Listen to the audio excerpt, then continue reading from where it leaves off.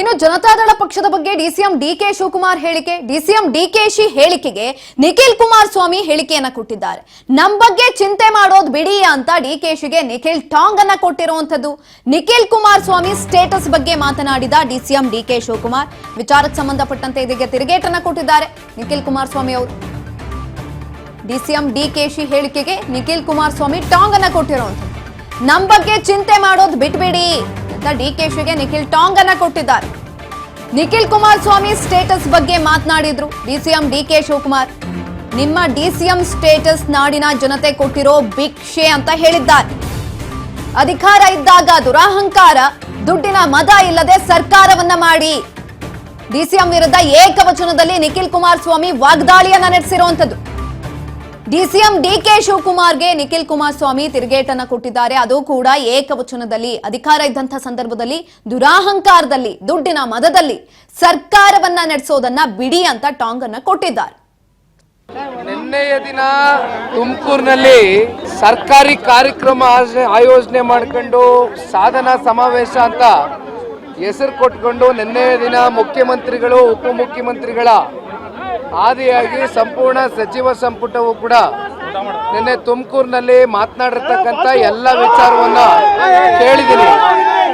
ನಿನ್ನೆ ಒಂದು ಉಪಮುಖ್ಯಮಂತ್ರಿಗಳು ಒಂದು ವಿಚಾರವನ್ನ ವ್ಯಕ್ತಪಡಿಸಿದ್ರು. ನಾನು ಅದನ್ನ ಗಮನಿಸಿ ಇವತ್ತು ನನ್ನ ವಿಚಾರವೂ ಕೂಡ ಮುಂದಿಟ್ಟಿದ್ದೀನಿ.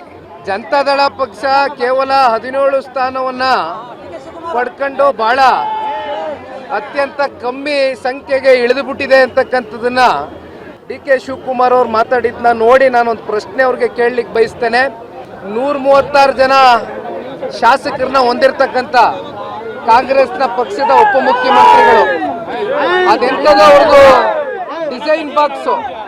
ಡಿಸೈನ್ ಬಾಕ್ಸ್ ಅಂತ ಒಂದು ಟೀಮ್ ಇದೆಯಲ್ಲ, ಅಲ್ಲೊಂದು ಕಚೇರಿನಲ್ಲಿ ಪಾಪ ಡಿ ಕೆ ಸಾಹೇಬರು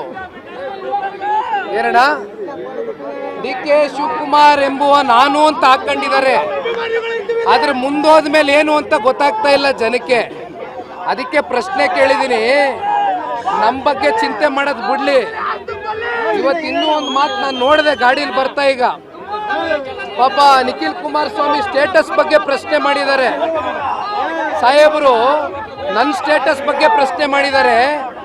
ಒಂದು ಅರ್ಥಕೊಳ್ಳಿ, ಇವತ್ತು ಅವ್ರಿಗೇನು ಜನ ಸ್ಟೇಟಸ್ ಕೊಟ್ಟಿದಾರಲ್ಲ, ಉಪಮುಖ್ಯಮಂತ್ರಿ ಸ್ಟೇಟಸ್ಸು, ಇದು ನಾಡಿನ ಜನತೆ ಅವ್ರಿಗೆ ಭಿಕ್ಷೆ ಕೊಟ್ಟಿದ್ದಾರೆ. ಅದನ್ನ ಕಣ್ಗೊತ್ಕೊಂಡು ಅಧಿಕಾರ ಇದ್ದಾಗ ದುರಹಂಕಾರ ಪಡೆದಿರಾ, ದುಡ್ಡಿನ ಮದ ತಲೆಗೇರಿ ಜಾಸ್ತಿ ಮಾತಾಡಿದಿರಾ, ತಲೆ ತಗ್ಸಿ ಜನಗಳಿಗೆ ಗೌರವಿತವಾಗಿ ದುಡಿತಕ್ಕಂಥ ಕೆಲಸ ಮಾಡಲಿ. ನಿಖಿಲ್ ಕುಮಾರಸ್ವಾಮಿ ಸ್ಟೇಟಸ್ ಏನು ಅಂತಕ್ಕಂಥದ್ದು ಈ ನಾಡಿನ ಜನತೆ ಮುಂದಿನ ದಿನಗಳಲ್ಲಿ ತೋರಿಸ್ಕೊಡ್ತಾರೆ. ತಲೆ ಕೆಡಿಸ್ಕೊಳ್ಳೋದು ಬೇಡ ಮಿಸ್ಟರ್ ಶಿವಕುಮಾರ್ ಅವರು. ಇಷ್ಟು ಲಘುವಾಗಿ ಮಾತನಾಡ್ತಕ್ಕಂಥದ್ದು ಬೇಡ.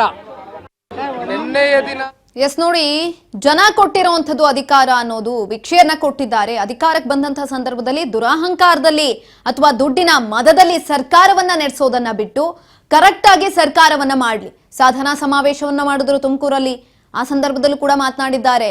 ಇನ್ನು ನಿಖಿಲ್ ಕುಮಾರಸ್ವಾಮಿ ಸ್ಟೇಟಸ್ ಏನು ಅನ್ನೋದನ್ನ ಮುಂದಿನ ದಿನಗಳಲ್ಲಿ ನಾಡಿನ ಜನತೆ ನೋಡುತ್ತೆ ಅಂತ ನಿಖಿಲ್ ಕುಮಾರಸ್ವಾಮಿ ಈ ಒಂದು ಸಂದರ್ಭದಲ್ಲಿ ಹೇಳಿದಂಥದ್ದು.